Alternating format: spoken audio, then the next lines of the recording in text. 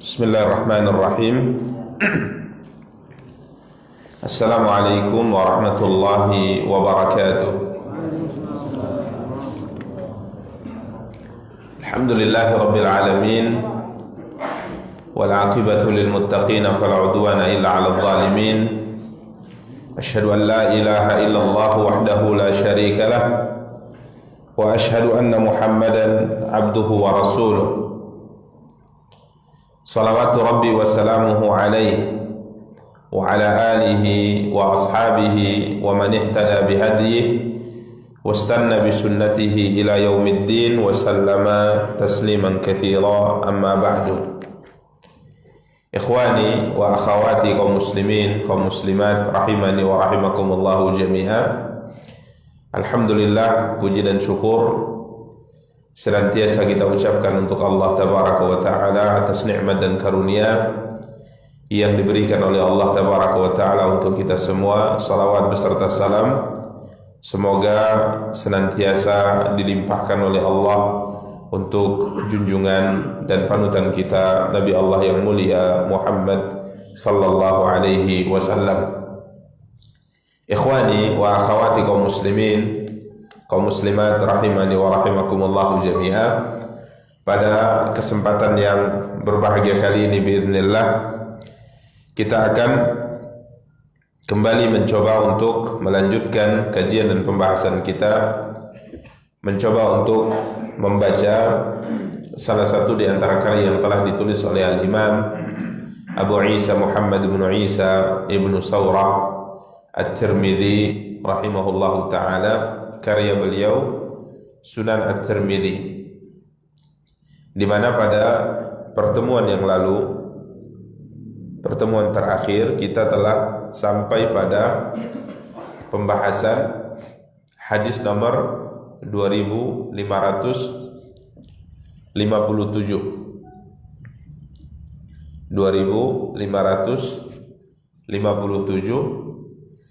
di mana pada hadis ini Nabi kita yang mulia sallallahu alaihi wasallam bersabda tentang keputusan yang disampaikan oleh Allah Tabaraka wa Ta'ala berkaitan dengan kekal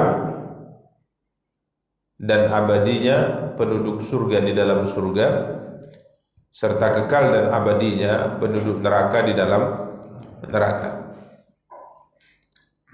Di mana Nabi kita yang mulia sallallahu alaihi wa ala alihi wa sahbihi wasallam bersabda, fa idza adkhala Allahu ahlal jannati al-jannah wa ahlan nari an-nara, dan apabila Allah Tabaraka wa Ta'ala telah memasukkan semua penduduk surga ke dalam surga dan semua penduduk neraka ke dalam neraka, maka utiya bil mauti mulabbaban fayuqafu ala suri alladhi baina ahli al-jannati wa ahli an-nar. Maka Allah Tabaraka wa Ta'ala mendatangkan al-maut, mendatangkan kematian dalam bentuk seekor kibas atau domba yang berwarna putih, ya, kibas yang berwarna putih ditegakkan atau diberdirikan di antara surga dan neraka, pembatas antara surga dan neraka. Kemudian diserukan, ya ahlal jannah, wahai penduduk surga. Fayattali'una khaifin, maka semua penduduk surga akan melihat ke arah seruan tersebut dengan perasaan khaifin, dengan perasaan takut. Ya, takut jika seandainya keputusannya adalah mereka diperintahkan untuk keluar dari surga. Summa yuqalu li ahya ahlan nar, kemudian seruan diserukan kepada penduduk neraka, wahai penduduk neraka, fayattali'una mustabsyirina yarjuna syafa'ah, maka penduduk neraka akan melihat keseruan tersebut dengan perasaan gembira. Ya, yarjuna syafa'ah, mereka berharap adanya syafaat, ketetapan bahwa mereka akan dikeluarkan dari api neraka. Ini subhanallah para ikhwah dan para akhwat yang dimuliakan dari rahmatullah Allah, sebuah gambaran dari dua penduduk ini yang berbeda ya. Penduduk surga takut, penduduk neraka gembira, berharap adanya pertolongan. Karena keduanya merasakan hal yang berbeda. Ya, penduduk surga diberikan oleh Allah Tabaraka wa Ta'ala kenikmatan yang tidak bisa kita bayangkan, sebagaimana sebahagian gambarannya telah disabdakan oleh Nabi kita yang mulia sallallahu alaihi wasallam dan telah kita bacakan pada pertemuan-pertemuan yang lalu. Sedangkan penduduk neraka juga mendapatkan siksa yang tidak terbayangkan, yang nanti insyaallah hadis-hadis tentang gambaran siksa neraka juga akan disebutkan oleh Imam At-Tirmidzi rahimahullah. Maka Allah Tabaraka wa Ta'ala bertanya kepada dua penduduk ini, penduduk surga dan neraka, hal ta'rifuna hadza, apakah kalian mengetahui apa ini? Yakni domba yang berwarna putih yang ditegakkan di antara surga dan neraka. Fayaquluna haula'i wa haula, maka penduduk surga dan penduduk neraka mengatakan arafna, kami mengenalnya. Huwal maut alladhi wukkila bih, dia adalah kematian yang dahulu diwakilkan kepada kami untuk mencabut nyawa kami di dunia. Fayudbahu dhabhan ala suril ladzi bainal jannati wan nar, maka domba tadi ya, yang hakikatnya adalah kematian, direbahkan, ya direbahkan layaknya seekor kambing yang hendak disembelih.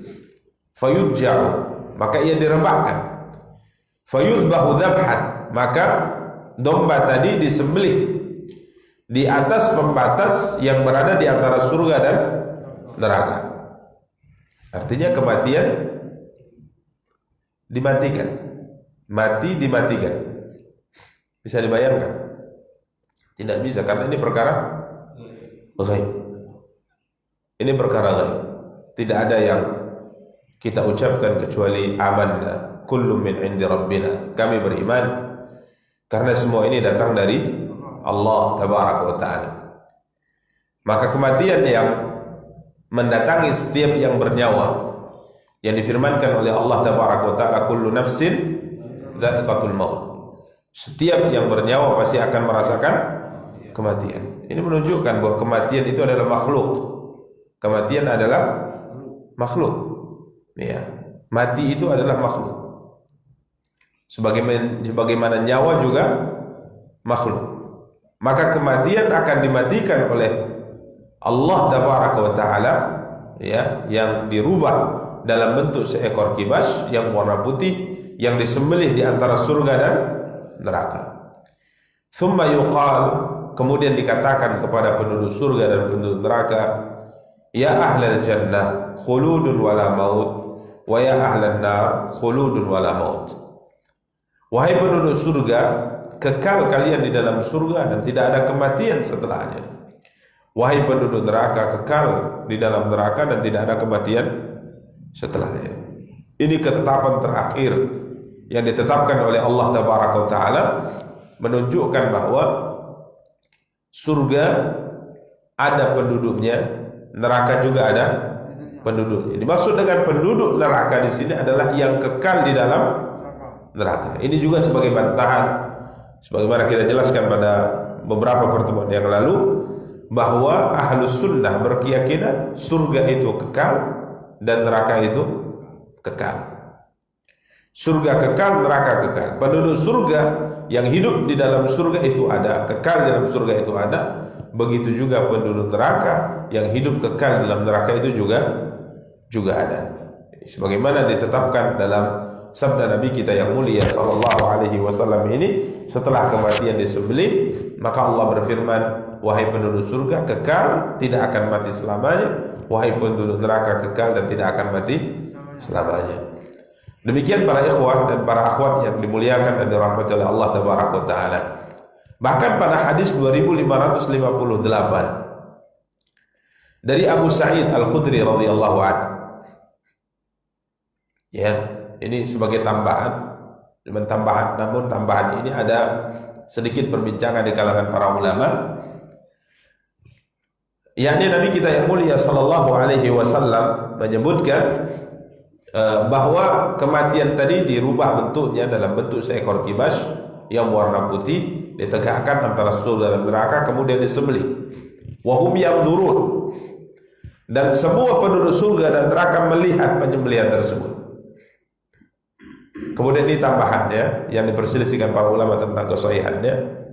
Falau anna ahadan mata farahan lamata ahlul jannah, walau anna ahadan mata husnan lamata ahlun nar. Jika ada seorang manusia yang wafat atau meninggal karena saking gembiranya, maka penduduk surga akan mati saat itu. Dan kalau seandainya ada seorang yang meninggal karena sedihnya, maka penduduk neraka akan mati saat itu. Coba bayangkan ketetapan kekal ini luar biasa. Kekal di dalam surga, kekal di dalam neraka. Berarti sampai kapan? Pertanyaan sampai kapan pun tidak ada lagi. Kekal selama-lamanya. Tidak ada apanya? Akhir.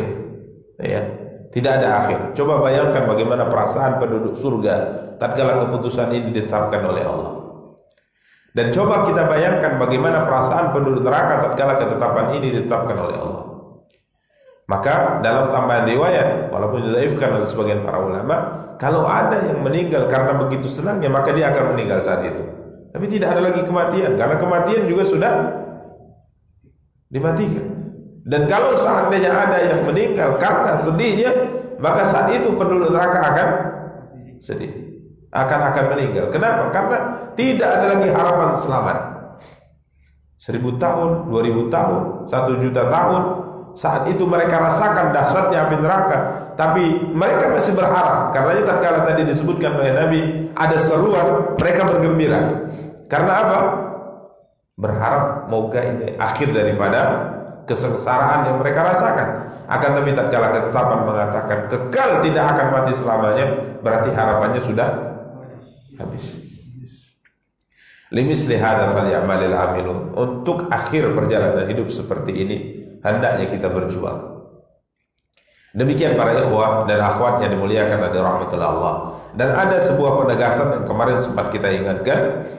Tatkala Imam Tirmidzi mengingatkan kita tentang hadis-hadis yang berkaitan dengan sifat Allah, di mana dalam riwayat ini, ya, dalam riwayat ini disebutkan beberapa sifat seperti melihat wajah Allah. Ini sifat Allah, wajah.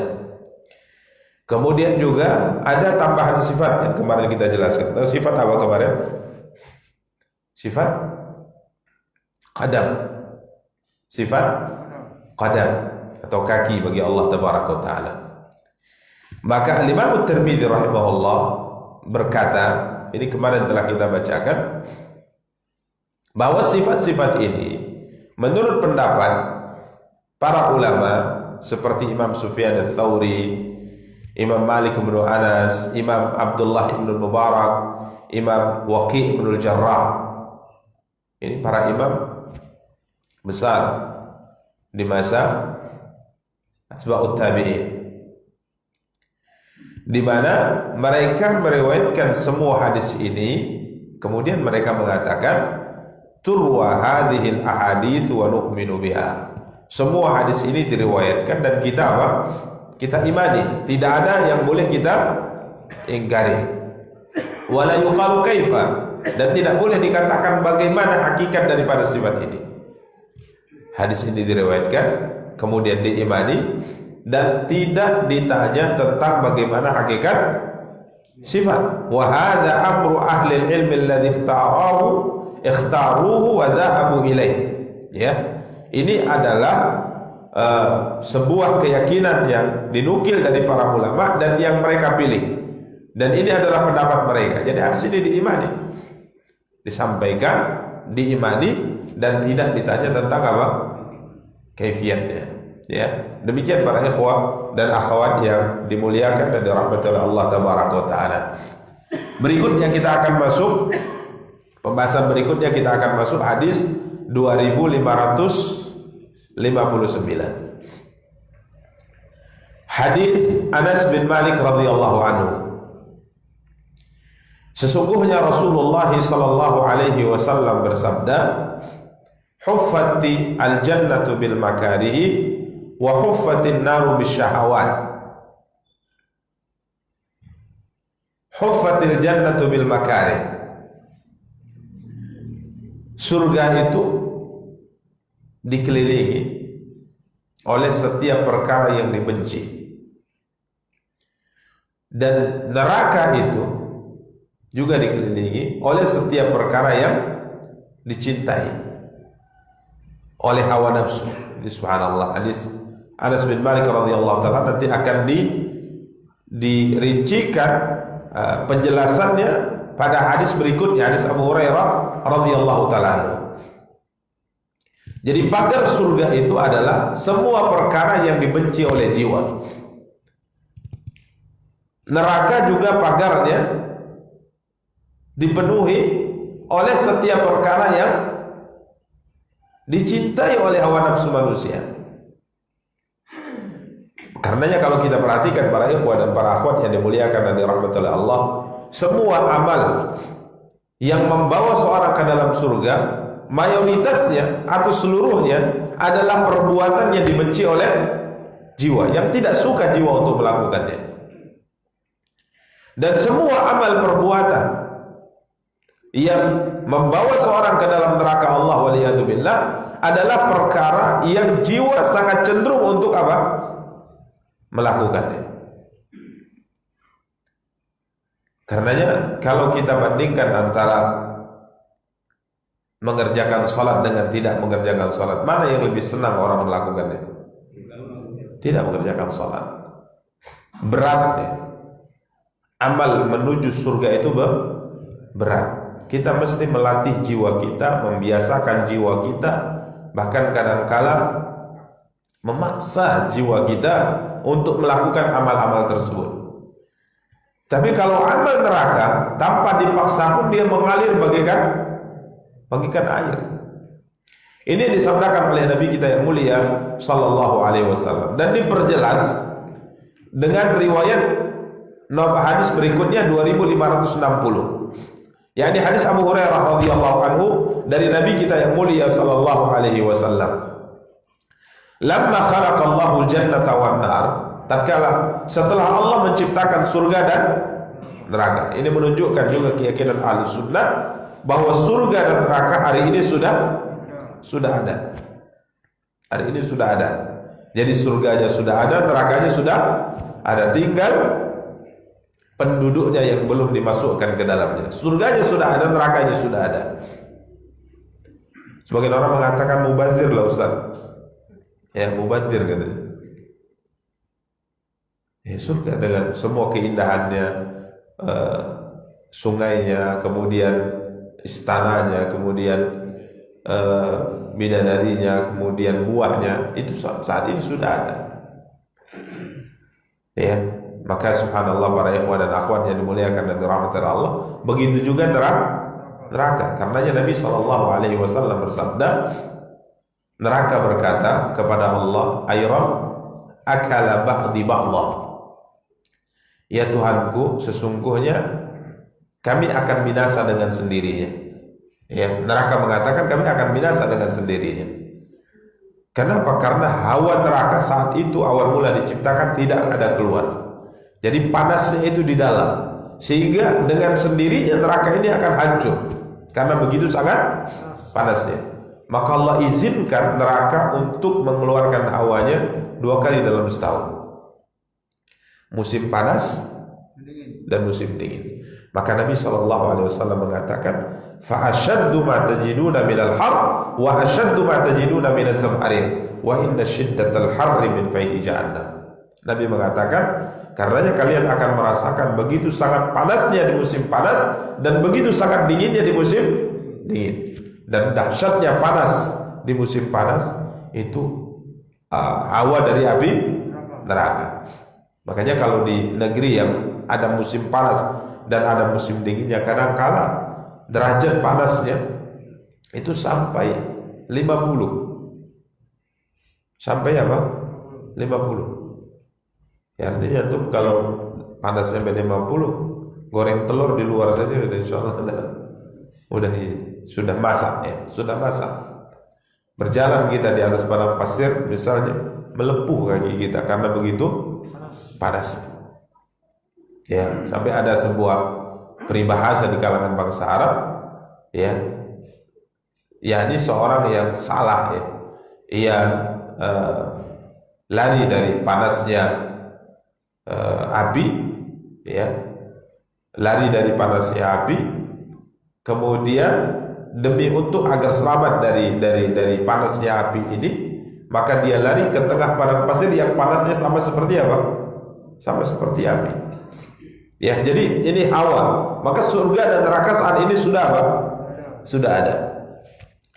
Maka setelah Allah menciptakan surga dan neraka, Allah memerintahkan Jibril untuk melihat surga.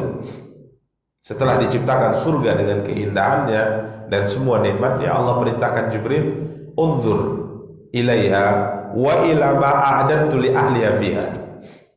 Allah berfirman, wahai Jibril, pergilah lihat surga itu dan lihatlah apa yang aku persiapkan dari nikmat di dalam surga.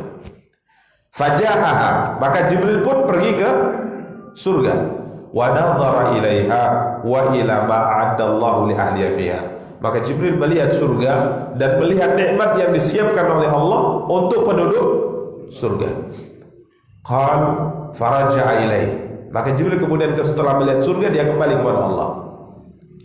Maka Jibril kemudian berkata, fa wa izzatika la yasma'u biha ahadun illa dakhalaha. Demi keagunganmu ya Allah, pasti tidak ada seorang pun yang mendengar tentang surga itu, pasti dia punya keinginan untuk apa? Masuk ke dalamnya. Fa amara biha fa huffat bil makari. Maka Allah perintahkan agar surga ini dikelilingi oleh semua perkara yang dibenci oleh jiwa. Setelah selesai pagar surga, maka Allah perintahkan Jibril untuk kembali melihatnya. Faqala wa izzatika laqad khiftu an la yadkhulaha ahad. Subhanallah. Tadi ungkapan pertama coba kita ingat. Pertama dia melihat surga, apa kata Jibril? Semua yang mendengarnya pasti akan masuk karena keindahannya. Setelah dipagari surga dengan semua perkara yang dibenci oleh jiwa, maka Jibril kembali melihatnya. Maka apa kata Jibril? Wa izzatika laqad khiftu an la yadkhulaha ahad. Demi keagunganmu ya Allah, saya takut tidak ada seorang pun yang bisa masuk ke dalamnya. Karena sebelum masuk ke tempat yang penuh dengan keindahan ini, kita mesti melewati jalan yang berliku, jalan yang susah, jalan yang berat, yang dipenuhi dengan rintangan. Sehingga Jibril mengatakan, saya takut tidak ada seorang pun yang bisa masuk ke dalam surga itu ya Allah. Karena para ikhwan dan akhwat yang dimuliakan dan dirahmati Allah, jalan yang sulit ini, ibadah kepada Allah ini berat kecuali untuk orang-orang yang diberi kemudahan oleh Allah. Karenanya kita tatkala mendengar seruan adzan mengatakan la haula wala quwwata illa billah. Benar, tidak ada kekuatan yang menggerakkan hati kita kecuali Allah. Kalau Allah tidak mudahkan langkah kita, tidak mungkin kita akan melakukan apa? ibadah kepadanya. Ya. Kemudian Allah Tabaraka wa Ta'ala memerintahkan Jibril untuk pergi ke neraka. Ya, idhab ilan nar fanzur ilaiha wa ila ma adatu li ahliha fiha. Sekarang pergilah engkau ke neraka. Coba lihat bagaimana neraka dan bagaimana siksa yang telah aku siapkan untuk penduduknya. Maka Jibril pergi ke neraka. Karena dia melihat api yang bergejolak, siksa yang sangat mengerikan. Kemudian Jibril kembali kepada Allah. Kemudian Jibril mengatakan, wa izzatika la yasma'u biha ahadun fa'idkhulha. Demi keagunganmu ya Allah, saya tidak akan, kata Jibril, ya demi keagunganmu ya Allah, tidak ada seorang pun yang mendengarnya yang mau masuk ke dalamnya karena siksanya sangat mengerikan. Kemudian setelahnya Allah perintahkan neraka ini dipagari. Maka dikeliling neraka itu semua perkara yang dicintai oleh manusia. Kemudian Allah mengatakan, kembali engkau ke neraka, coba lihat. Faraja'a ilaiha, maka Jibril kembali ke neraka. Wa qala, kemudian kembali kepada Allah, wa izzatika laqad khasyitu an la yanjuwa min ahadun illa dakhalaha. Demi keagunganmu ya Allah, saya takut tidak ada seorang pun yang selamat dari neraka. Nasallallahu alaihi wasallam. Karena para ikhwan dan akhwat yang dimuliakan dan dirahmati Allah, pada pertemuan yang lalu kita telah jelaskan akibat dari hikmah Allah Tabaraka wa Ta'ala menetapkan hal ini, yang masuk surga itu jauh lebih sedikit daripada yang masuk neraka. Ya, yang masuk surga jauh lebih sedikit dari yang masuk neraka. Kenapa? Karena untuk memasuki surga Allah butuh perjuangan. Sedangkan untuk memasuki neraka Allah Tabaraka wa Ta'ala waliyadzubillah, ini semua orang akan tertarik melakukannya. Sehingga akhirnya kalau kita lihat yang melakukan ibadah, yang melakukan ketaatan kepada Allah saat ini jauh lebih sedikit daripada yang melakukan maksiat kepada Allah Tabaraka wa Ta'ala. Karenanya para ikhwan dan akhwat yang dimuliakan dan dirahmati Allah, selalu mohon pertolongan kepada Allah Tabaraka wa Ta'ala agar kiranya Allah mudahkan langkah kita untuk mengamalkan amal penduduk surga. Mohon pertolongan kepada Allah. Kita tak punya daya, kita tidak punya kekuatan kalau bukan datang kemudahan dari Allah Tabaraka wa Ta'ala. Karena tatkala jiwa ini dipilihkan antara dua pilihan, antara riba dengan tidak riba, kadang kita lebih condong ke apa? Ke riba. Betul ya? Ya. Antara menutup aurat dengan tidak menutup aurat, kadang orang itu lebih memilih buka aurat. Subhanallah. Luar biasa memang. Dan ini hikmah Allah ya, agar yang masuk surga itu memang yang berhak masuk ke dalam surga. Ya, agar yang masuk surga yang berhak masuk ke dalam surga. Padahal kalau kita fikir secara logika, kita fikir tentunya terkait dengan menutup aurat dengan membuka aurat, menutup aurat dengan membuka aurat, lebih bagus yang mana? Logika maksudnya hati nurani manusia yang masih bersih, lebih bagus mana? Menutup aurat. Lebih bagus menutup aurat. Tapi begitulah manusia, dengan permainan syaitan, dengan godaan syaitan, dengan bisikin syaitan, iming-iming syaitan, akhirnya mereka melenceng sehingga mereka melihat sesuatu yang tidak baik itu menjadi baik. Ada sebuah permainan yang dimainkan oleh syaitan dalam pandangan, dalam fikiran, karena memang Allah izinkan syaitan ini untuk bersekutu dengan kita dalam semua perkara. Ya, bersekutu Allah izinkan di harta kita, di pikiran kita, tujuan kita. Dia terus menggoda kita setiap saat. Laqudanna lahum siratakal mustaqim. Ya, aku akan terus menghalang-halangi mereka dari jalanmu yang lurus. Ya. Dan syaitan akan menghiasi kita, perkara-perkara baik menjadi buruk, perkara-perkara buruk menjadi baik. Ini permainan syaitan. Karena para ikhwan dan akhwat yang dimuliakan dan dirahmati Allah, kalau bukan karena kemudahan dari Allah, kalau bukan kekuatan dari Allah, tidak akan mampu kita melakukan amal penduduk surga. Demikian para ikhwah dan para akhwat yang dimuliakan dan dirahmati oleh Allah tabaraka wa taala. Jadi hadis yang disebutkan oleh Imam At-Tirmidzi ini, hadis 2559, 2560 menceritakan kepada kita bahwa surga dipagari dengan semua perkara yang dibenci oleh jiwa, sedangkan neraka dipagari oleh semua perkara yang dicintai oleh jiwa. Ya, nasallallahu alaihi wasallam. Semoga Allah tabaraka wa taala mengarahkan kita, menarik ubun-ubun kita, menjadikan hati kita cenderung untuk melakukan ketaatan kepada Allah Tabaraka wa Ta'ala dan menjauhkan hati kita dari segala perkara yang menjauhkan kita dari ketaatan kepada Allah Tabaraka wa Ta'ala. Demikian para ikhwah dan para akhwat yang dimuliakan dan dirahmati oleh Allah Tabaraka wa Ta'ala. Setelahnya mungkin kita berikan kesempatan tanya jawab ya. Suara agak habis, nanti kita sisakan untuk kajian siang. Saya punya jadwal. Kemudian ada pula tadi Pak Anton tadi bilang kajian malam juga, berarti ada 2 kajian lagi. Jadi kita sisakan suaranya untuk 2 kajian berikutnya di hari ini. Setelahnya mungkin kalau ada pertanyaan kita persilahkan para ikhwan. Wassallallahu ala nabiyina Muhammadin wa ala alihi wa sahbihi wa tabi'in. Silakan bebas, masih ada waktu. Silakan.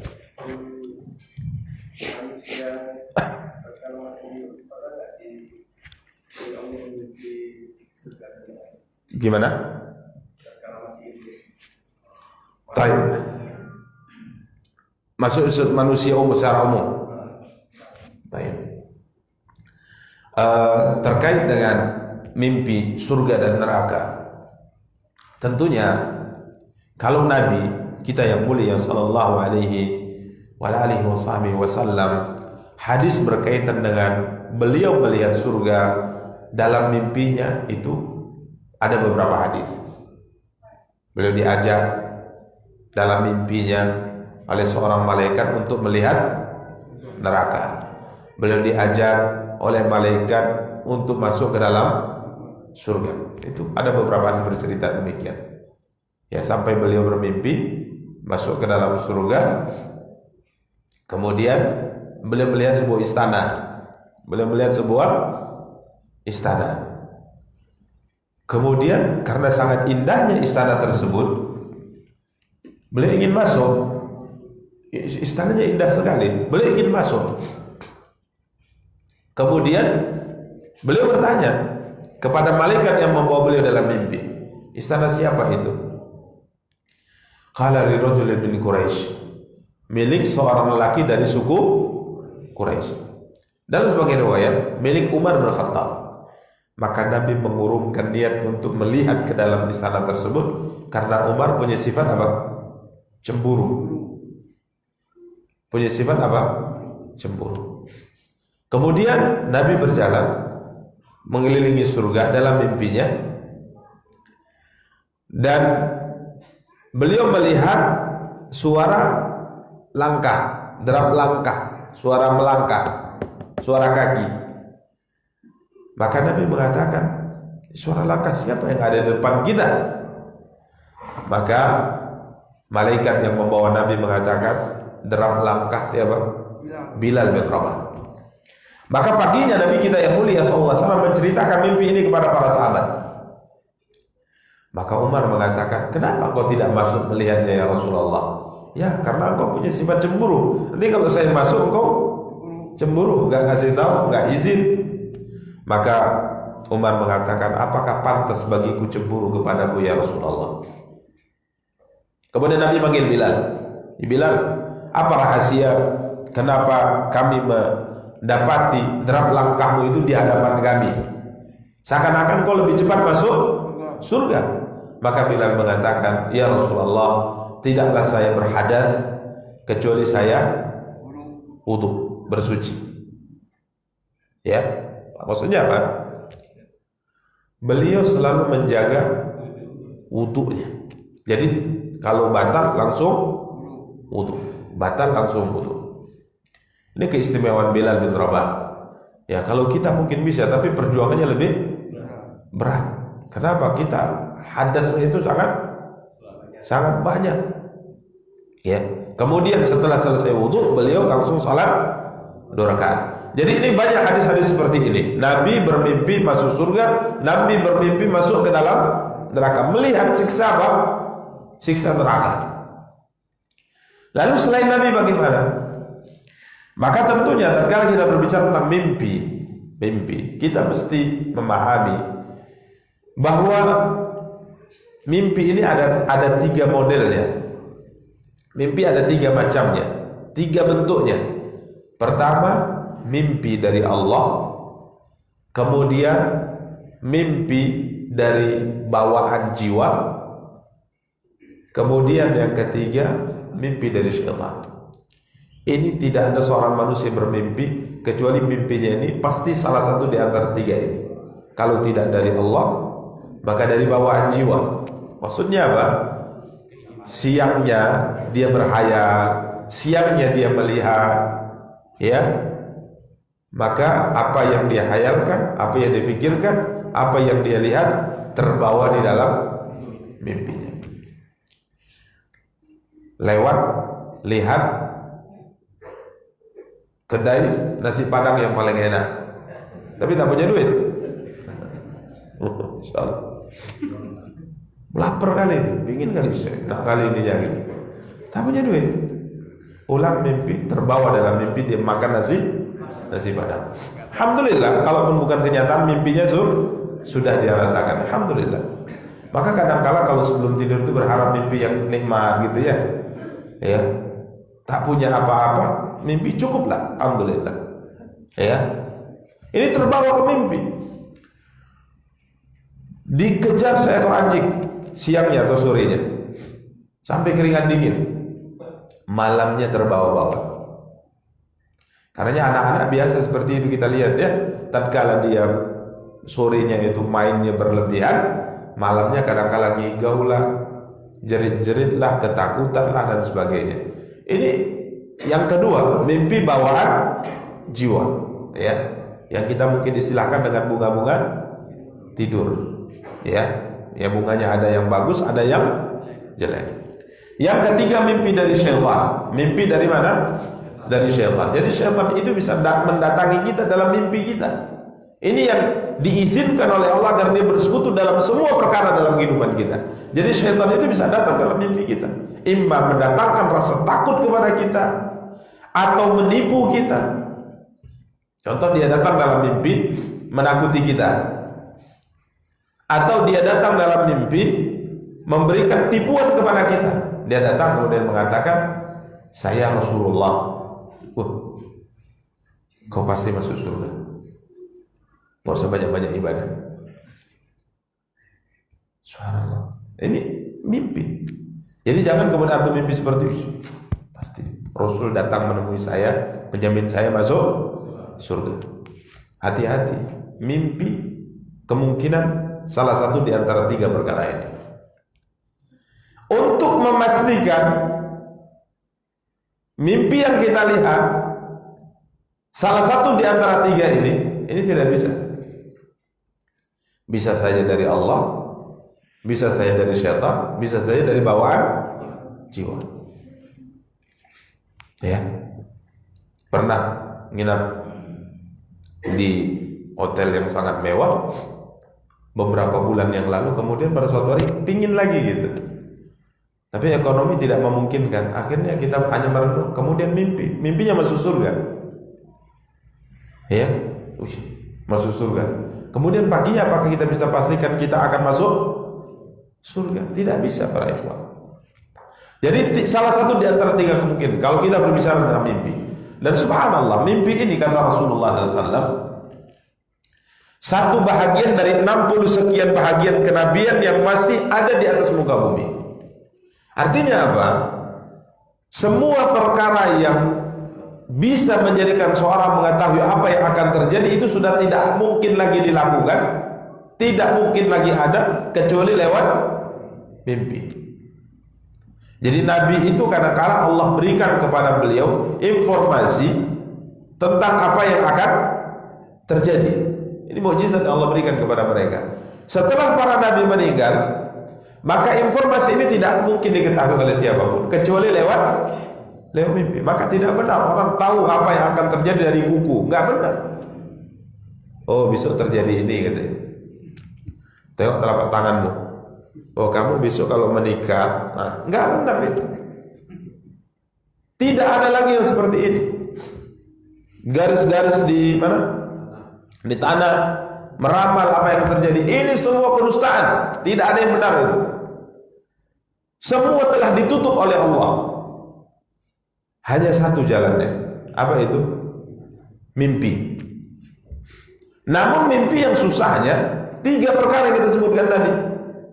Bisa dari syaitan, dari bawaan jiwa, dari Allah. Kalau dari Allah ini pasti berarti ada informasi yang Allah sampaikan ke kita. Namun untuk memastikan ini dari Allah, kita tidak tahu. Karenanya para ulama kita mengingatkan mimpi itu membahagiakan seorang mukmin tapi tidak menipunya. Contoh misalnya, seorang mimpi masuk surga. Seorang mimpi masuk surga. Apakah kemudian mimpi ini menipu dia? Kemudian dia tidak beribadah kepada Allah? Enggak boleh. Tapi ini memotivasi dia. Kemudian mimpi masuk neraka wal'iyadzubillah. Apakah mimpi ini menipu seorang mukmin sehingga akhirnya adalah kalau sudah neraka aku biarlah aku masuk neraka. Memang sudah itu ketetapannya?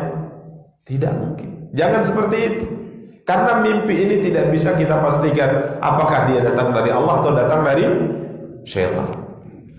Maka tatkala kita berbicara dan kita memahami hakikat mimpi ini, apakah mungkin seorang itu mimpi masuk surga, mimpi masuk neraka? Insya Allah mungkin bisa terjadi. Tapi untuk memastikan apakah itu datang dari Allah atau dari syaitan, kita tidak tahu. Bisa saja syaitan menggambarkan kita masuk surga untuk menipu kita. Bisa saja syaitan menggambarkan kita masuk neraka untuk mendatangkan rasa takut kepada kita. Jadi bisa saja. Karenanya sebagian para sahabat pernah bercerita mimpi masuk surga, ada di antara mereka mimpi masuk neraka. Makanya ini yang kalau kita para ikhwan dan akhwat yang dimuliakan dari rahmatullah Allah, mimpi masuk surga jangan tertipu dengannya, tapi sunnahnya ceritakan kepada orang yang kita kenal. Saya mimpi tadi malam masuk ke dalam surga, dengan harapan semoga benar-benar kelak kita dimasukkan ke dalam surga. Tapi ingat, jangan menipu kita. Jangan sampai dengan mimpinya kita telah masuk surga kemudian kita tidak semangat beramal. Ada pasti dapat stempel masuk surga, jangan ya. Jadi kalau ditanya apakah mungkin seorang bermimpi masuk surga atau masuk neraka, jawabannya iya. Kemungkinan bisa terjadi. Tapi apakah itu datang dari Allah atau dari syaitan, itu yang tidak tahu, atau bahkan kadang-kala ini hanya bunga-bunga tidur. Wallahu ta'ala alam. Nah, silakan yang lainnya, bebas ya pertanyaan. Silakan. Apa kira-kira ciri-ciri dari Rasul itu, dari fisiknya ataupun dari ucapannya yang wajib kita ketahui, sehingga kita bisa meyakini bahwa di dalam kita mimpi adalah memang Rasul, bukannya setan yang mengaku-ngaku dia sebagai Rasul. Baik. Nah, ada sebuah hadis, man ra'ani fil manami faqad ra'ani, atau kama qala alaihi salatu wassalam, fa inna syaitana la yatamatsalu bi. Barang siapa yang melihat aku di dalam mimpinya, maka sungguh benar ia telah melihatku dalam mimpinya. Karena syaitan tidak bisa menyerupaiku dalam mimpi. Ini di antara keistimewaan beliau ya. Nabi kita Muhammad SAW, kalau kita lihat di dalam mimpi, itu benar Nabi. Syaitan tidak bisa menyerupai. Tapi kalau kita melihat ayah kita, bisa benar ayah kita temui dalam mimpi, bisa tidak. Karena dunia mimpi adalah dunia misteri. Jadi kalau ada orang bermimpi bertemu dengan ayahnya, benar nggak ayahnya? Jawabannya bisa benar, bisa tidak. Loh Ustaz, bukankah semua itu tidak benar? Karena ayah kita telah meninggal. Para ikhwah, nyawa kita tatkala tidur itu dicabut, bahasanya mungkin agak susah dipahami, diambil oleh Allah dan diletakkan di sebuah tempat yang kita tidak tahu. Karena dalam syariat tidur itu mati. Tidur itu apa? Kematian. Huwallazi yatawaffal anfusa hina mautiha wallati lam tamut fi manamiha. Dialah Allah yang mewafatkan atau mengambil nyawa tatkala mati atau mengambil nyawa tatkala dia belum mati dalam tidurnya. Makanya tatkala orang tidur, tatkala Allah takdirkan ia akan hidup kembali, nyawanya akan dilepas dan kembali kemana? Ke jiwanya, ke jasadnya. Tidur kita, kemudian Allah takdirkan tidak mati, maka nyawa dilepas akan kembali, maka kita terjaga. Jadi nyawa ini kita tidak tahu dia di mana. Sebagian para ulama membahasnya, dan ini adalah sebuah rahasia yang kita tidak akan bisa menembus hakikatnya. Jadi nyawa ini bisa saja bertemu dengan nyawa orang yang sudah meninggal. Mungkin di sana kita akan bertemu. Tapi apakah pasti yang kita temui itu benar-benar ayah kita, ibu kita, orang yang telah meninggal dari keluarga kita? Belum bisa dipastikan. Karena bisa saja ayah kita diserupaikan oleh syaitan. Syaitan menyerupai ayah kita, kemudian mengatakan pada kita, nak, ayah kita dalam mimpi mengatakan demikian. Dia mengatakan, nak, tolong ya, jaga rahasia ini, bahwa dulu yang sering menyakiti bapak adalah tetangga bapak, si fulan namanya. Muncul apa? Dendam, suzon, marah. Padahal syaitan itu. Ini banyak terjadi. Ini cerita mimpi. Ya, cerita mimpi. Syaitan datang, kemudian mengatakan, tahu nggak kamu yang mencuri barangmu kemarin itu siapa? Ibumu sendiri yang mencurinya. Nah, terjadi masalah antara kita dengan ibu kita. Banyak terjadi seperti ini para ikhwan dan akhwat yang dimuliakan dan dirahmati Allah. Ya, tahu tidak siapa yang menyebabkan anakmu sakit? Si fulan. Dia pergi ke dukun itu, kemudian mengguna-guna apa? Mengguna-guna anakmu, ya, sehingga akhirnya terjadi masalah antara kita dengan sesama muslim. Ini terjadi. Tapi tatkala kita melihat Rasulullah, maka syaitan tidak akan bisa apa? Menyerupai Rasulullah. Tidak akan bisa menyerupai Rasulullah. Fa inna syaitana la yatamatsalu bi. Syaitan tidak akan bisa menyerupai aku, kata Rasulullah. Jadi kalau kamu melihat Rasulullah dalam mimpimu, hakikatnya kamu benar melihat siapa? Rasulullah. Hanya saja para ulama memberi catatan. Apa yang dijelaskan para ulama? Dengan catatan Rasulullah yang kamu lihat sifatnya sama seperti sifat siapa? Rasulullah. Karenanya seorang yang melihat Rasulullah, dia harus menyesuaikan yang dilihatnya itu siapa, sifatnya bagaimana. Nabi, tidak ada manusia, subhanallah, tidak ada manusia yang cerita hidupnya itu lengkap dari A sampai Z, dari alif sampai ya, kecuali Rasulullah. Karena ada seorang ilmuwan barat mengatakan seperti ini, tidak ada manusia di atas muka bumi ini yang hidup di bawah pancaran sinar matahari yang begitu terang kecuali Muhammad. Dari Nabi Adam sampai hari kiamat nanti. Cerita hidupnya itu memang ditulis dengan lengkap. Tapi subhanallah, berapa uban di janggut Rasulullah, ada sahabat yang menghitungnya. Berapa uban di rambut Rasulullah, ada sahabat yang menghitungnya. Subhanallah, nggak ada manusia seperti ini. Makanya kalau untuk berbicara tentang bagaimana ciri fisik Rasulullah, itu hadisnya sangat lengkap. Makanya para ikhwan dan akhwat yang dimuliakan dan dirahmati Allah, maksud Rasulullah, syaitan tidak akan bisa menyerupaiku dalam mimpimu kalau engkau melihat sesuai dengan sifat Rasulullah. Tadi malam Ustaz aku melihat Rasulullah. Oh ya, Masya Allah, bagaimana beliau? Kulitnya hitam, Ustaz. Berarti bukan Rasulullah. Hah? Ustaz, tadi malam aku melihat Rasulullah, rambutnya keribu, Ustaz. Oh, bukan Rasulullah. Ya, Rasulullah punya sifat. bagaimana rambutnya, bagaimana wajahnya, bagaimana pundaknya, bagaimana hidungnya, bagaimana matanya. Itu semua diceritakan oleh para sahabat, subhanallah. Karena kalau antum ingin memastikan siapa Rasulullah, belajar sejarah kita. Gimana fisik siapa? Rasulullah SAW. Sampai sahabat mengatakan, aku melihat wajah Rasulullah, aku melihat purnama, melihat wajah Rasulullah, melihat purnama, kiranya wajah Rasulullah lebih indah daripada bulan purnama. Ya, Rasul kita yang mulia sallallahu alaihi wasallam. Ya, sampai bagaimana suara beliau itu ada ceritanya. Diceritakan oleh Ummu Ma'bad, diceritakan oleh Ali bin Abi Thalib, Anas bin Malik dan sahabat-sahabat yang lain menceritakan bagaimana ciri fisik siapa? Rasulullah. Ya. Jadi untuk memastikan bagaimana fisik Rasulullah tentunya butuh apa? Butuh penjelasan, butuh kajian khusus tentang ciri fisik siapa?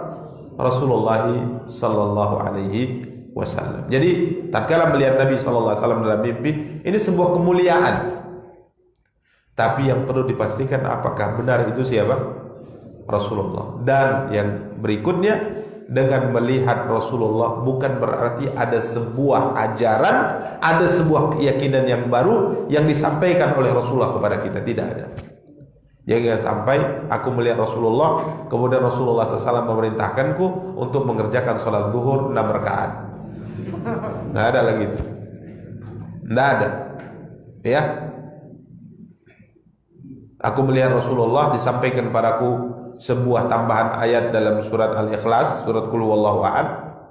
Ada tambahan satu ayat lagi. Ini tidak ada. Karena agama telah sempurna. Karena ada orang yang menetapkan syariat-syariat tertentu yang tidak ada contohnya dari Al-Quran maupun hadis Nabi SAW melalui apa? Mimpi. Gak benar. Al-yawma akmaltu lakum dinakum wa atmamtu alaikum ni'mati wa raditu lakumul Islam dinan. Jadi ini pembahasan mimpi. Tidak menetapkan sebuah hukum baru, akan tapi dia hanya memberi apa? Kabar gembira, kebahagiaan bagi seorang muslim, dan ingat tidak menipunya. Ya, tidak menipunya. Jadi tetap kita katakan kalau antum pernah melihat Rasulullah dalam mimpi sesuai dengan sifat-sifat Rasulullah, maka ini sebuah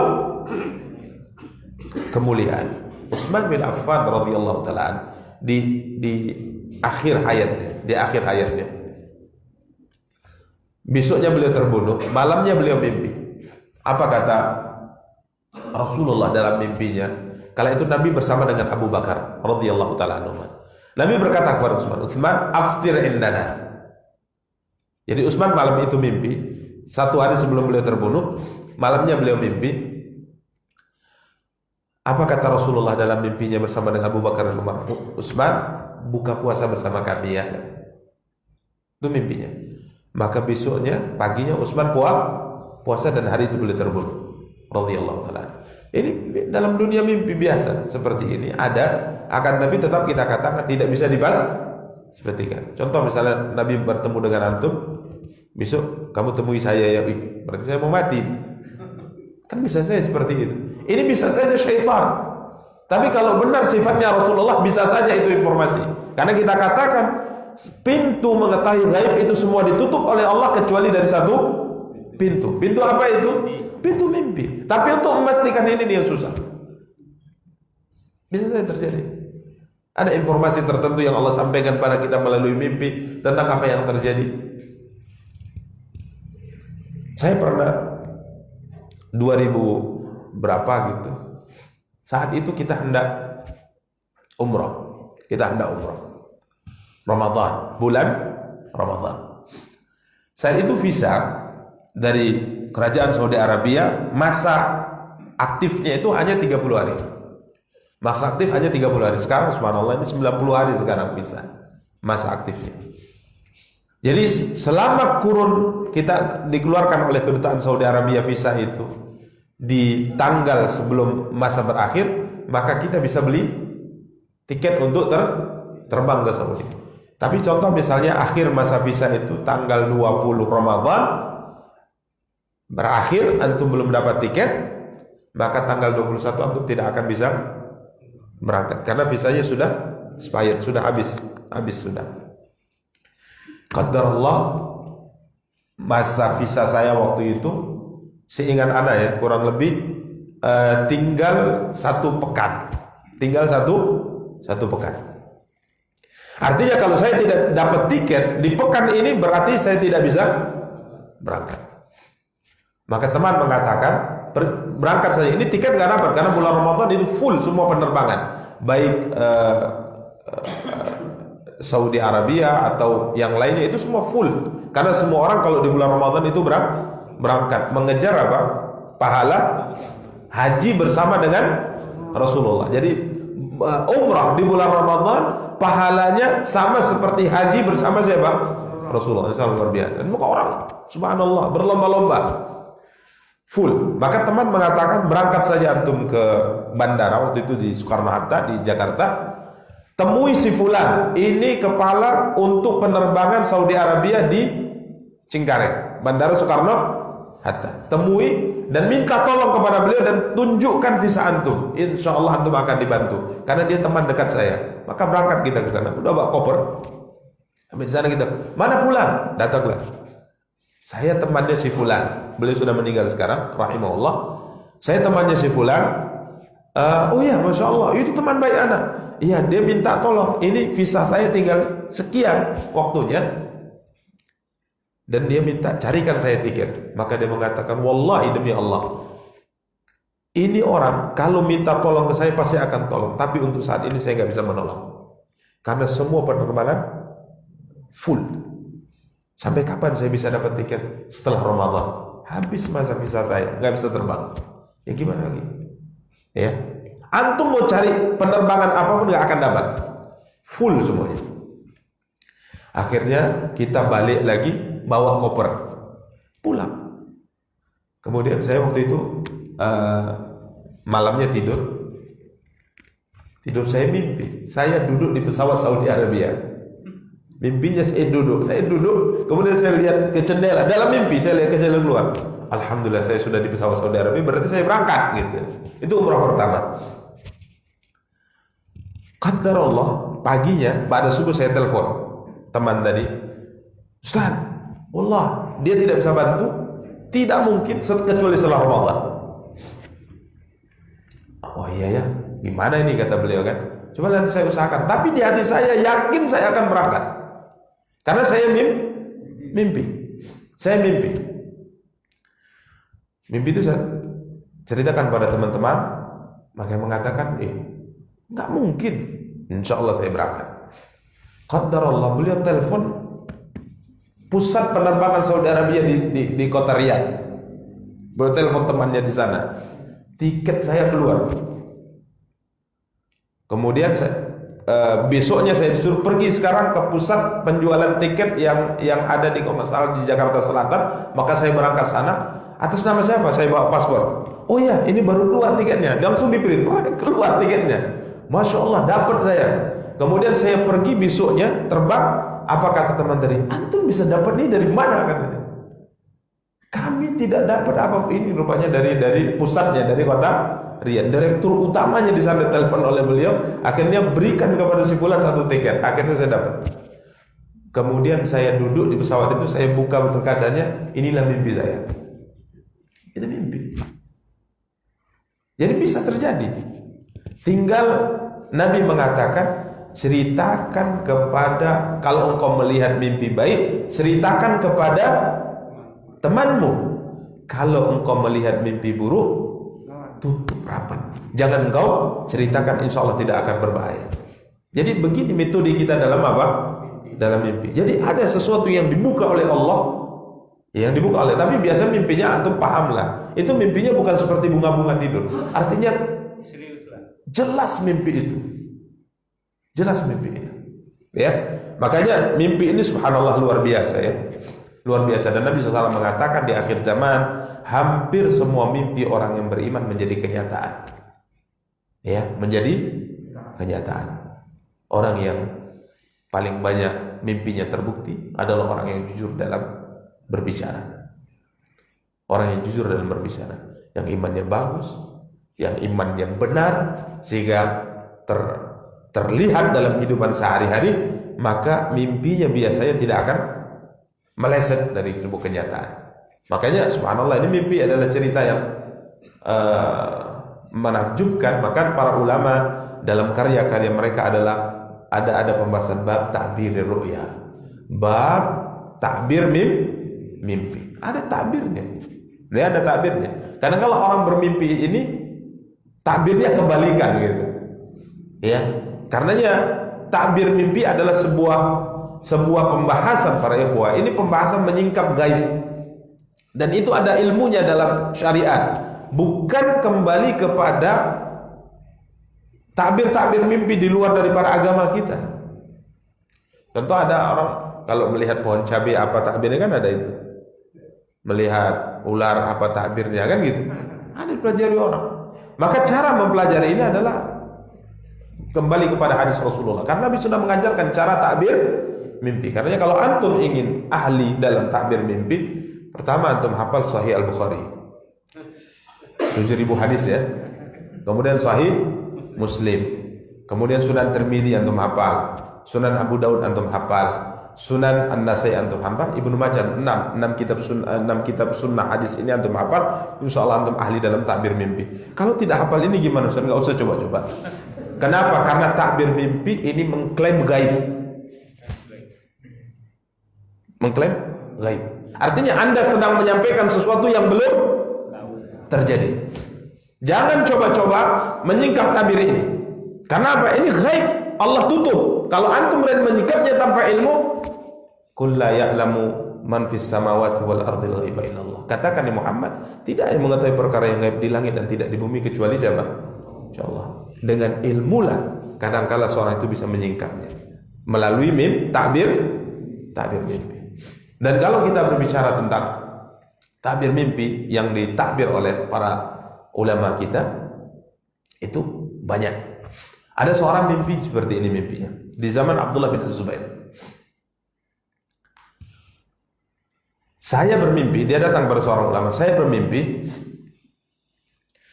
saya menikah Abdullah bin Az-Zubair 4 tikaman. Abdullah bin Az-Zubair sahabat.